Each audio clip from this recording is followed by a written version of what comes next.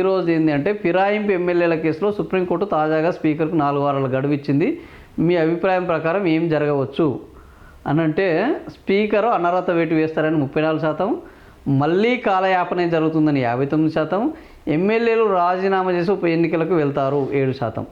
ఇది జనం యొక్క, అంటే జనానికి ఎంత భయంకరమైన నమ్మకం ఉన్నదంటే, వీళ్ళు సుప్రీంకోర్టు తిట్టినా, కేంద్రం వచ్చి కొట్టినా వీళ్ళ కాలయాపన అనేది జరగక మానదు. 59% మంది వీళ్ళు కాలయాపనతోటే ముందటికి వెళ్తారు తప్ప వీళ్ళు వాళ్ళ మీద అనర్హత వేయరు, వాళ్ళు రాజీనామా చేయరు. ఇది జనానికి ఈ ప్రభుత్వం మీద ఉన్న ప్రగాఢమైన నమ్మకం.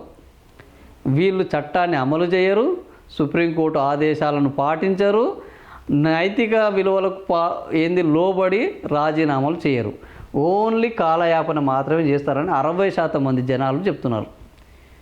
సుప్రీంకోర్టు పట్ల ఉన్న విధేయత, ఈ ప్రభుత్వానికి జనం పట్ల ఉన్న నమ్మకం, నైతిక విలువల పట్ల ఉన్న ఆలోచన ఇది అనేది దీని పట్ల స్పష్టంగా మనకు అర్థమవుతోంది.